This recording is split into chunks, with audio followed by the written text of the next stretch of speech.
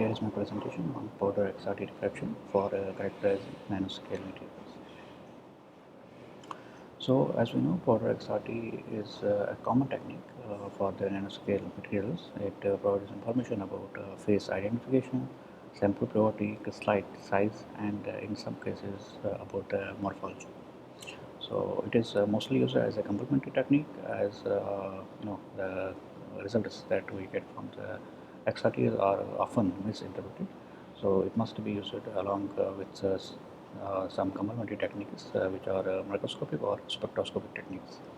Here are these typical PXRD pattern for CDs. So it is a simulated pattern, not the experimental one. Sharp formula is used to evaluate the crystalline size. The approximation for this is the sample is approximated to be uniform and has a spherical contains spherical particles. The formula is D is equal to K lambda by beta cos theta, where K is the Sharp constant depends upon the morphology, lambda is the wavelength, the X-ray wavelength, beta is the width of the peak at its half height, and theta is the diffraction angle. So this crystalline size is not necessarily equal to particle size, as the material can be polycrystalline, and in certain cases there will be a mismatch between the size calculated by TEM and the size calculated by XRD.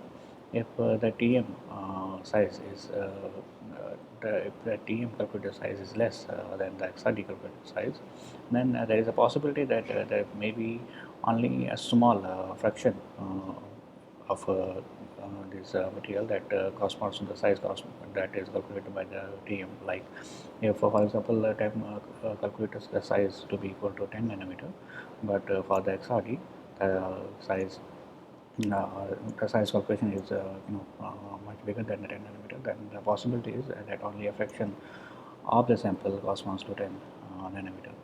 And the other problem with the XRT calculated size is that sometimes the peak broadening that is used for the calculation of the crystalline size can be due to this some sort of instrumentation error. So depending whether the sample is sample contains a spherical or a cubical or rod shaped particles, they will prefer to orient themselves in a particular fashion on a sample drive. So spherical particles will align in a random direction, but these cubical chemical particles will try to dry, or in certain cases when we precipitate out from a sample, will try to orient, will try to lay on the edges and not on the corners, and the same is the case with these nanorods or nanowires. So in this in the extreme alignment, these nanospheres will show preferred orientation towards edge 00 planes, while these cubes will show preferred orientation towards 00 L planes, and these nanowires will show preferred orientation towards the 110 family of planes. So depending upon the method that we have used to prepare these samples, and the sample preparation, like the drying or the drying temperature or this precipitation temperature that we have used, the preferred orientation along certain planes will change. So here in case of G sample, if we drop past the sample, that drop past the sample shows almost 100% almost fully oriented towards this simulated pattern of 100 plane. But in case of a powder GS sample, that shows almost no particular orientation towards 100 plane. So in case of this COS nanoplates, is as you can see that the broadening along 100 peak is less than compared to 002 plane, and 101 the plane is the peak broadening is almost intermediate between 100 and 002 plane. Even though these may seem very close planes, the difference in their sizes is much. Like for 100 plane, the size is around 13 nanometers, and for 101 plane it is 8 nanometers, and for 002 plane it is 5 nanometers. So for this preparation, we had the method used for for the sample preparation was purposely used to minimize this the preferred orientation. So if we mix two crystalline formats which are different in size, like here it is 5 nanometer and 25 nanometer, the mixture we get will have the intensity that like in here corresponds to 25 nanometers, but this width or the broadening of the peak is corresponds to 5 nanometers. Now in other case, if we mix these two crystalline formats like as Husain CDS and zinc blend CDS, this 1:1 mixture of Husain and zinc blend series shows almost similar pattern like that of Husain CDS, but the intensity is different. But in case of a Husain CDS of with 35% of 001 preferred orientation, and the position is almost the same. There are certain minor differences between this oversight CDS and oversight CDS with around 35% of 001 plane. There is like in case of 1:1 mixture of oversight and zinc blend CDS, there is an absence of this peak that corresponds around that is around 31 degrees, and the rest of the XRD pattern is almost similar. So for the phase identification, we must compare the experimental XRD pattern with the reference pattern, which is either simulated or that is obtained from some database. So complete and unambiguous match must be there, and in case certain peak is missing or a certain intensity difference is there, there must be a clear reason for that. So in certain nanoscale materials, employing XRD for to differentiate between the peaks is challenging because for gold and silver nano particles, which are both FCC metals, have similar lattice constants. So they can't be differentiated with XRD, and same is the case with Fe304 and Fe203. They can't be differentiated with XRD. For them, we must use some other complementary technique to check what phase they correspond to. So XRD diffraction databases are some of the commercial diffraction databases like ICDD. So we must compare our data to those. So there are multiple entries for a single compound. So because they can exist in there will be they can exist in different phases or yeah in different phases. So here is a typical example for an ICDD obtained file, data file.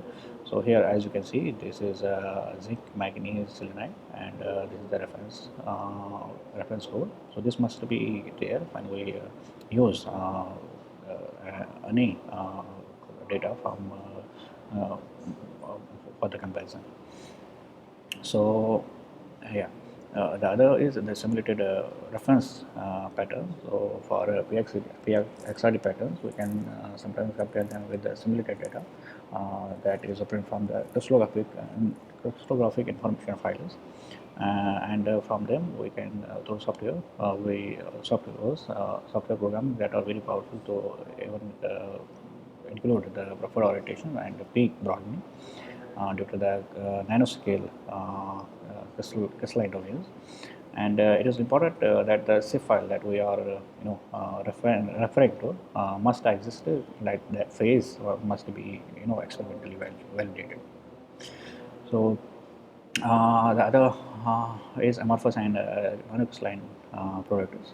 The XRD has a limitation that if a material has some fraction of amorphous compounds and some fraction of crystalline compounds, and there is another material which is totally crystalline, there will be not much difference of XRD in both these cases. So, in order to distinguish whether the sample is fully crystalline or whether the sample has a mixture of amorphous compound in it, we must have to relate it to other characterization techniques to confirm whether it is fully or semi-pure crystalline product. So same is the case with the sample purity, like in case there is a low intensity peaks that may correspond to intensities, but for the nanoscale prototypes we have low signal to noise ratio. So there is a problem. We have to use some other technique, and same is the case with this. If there is a presence of some asymmetrical peak, that indicates that there is some sort of striking fault. So, but that also we can't confirm independently. Just getting the XRD pattern, we have to relate it relate it with some other characterization technique.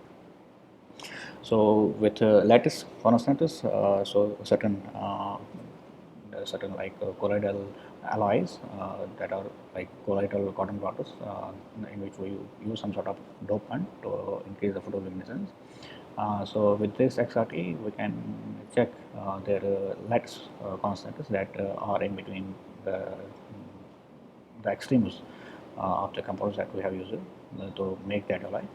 So in this case also it is very difficult to achieve through XRD, so we must use some sort of internal calibration, and even then the precise value is not possible. We have to do some other calculation technique to confirm these lattice constants. And there is an empirical relationship that is called the Vigod's law that relates these lattice constants of an alloy with its and its composition. It is helpful to predict the lattice constants from the composition of the alloy through XRD pattern. But we must keep in mind that Vigod's law is just an empirical relationship, and it often has deviations. So it is helpful to use this Vigod's law or XRD technique with some other technique in order to get the accurate measure of the composition. So in conclusion, we can say like powder XRT is a very powerful tool that can give us information about structure, phase, composition, shape, size, crystallinity, and other important nanoscale features. But we have to use it with, along with some other complementary techniques to exactly confirm the results. So it is important to recognize the capabilities and the limitations of the powder XRT while collecting the data while interpreting the data. So the claims on the XRT must be, must not be overreaching. So thank you.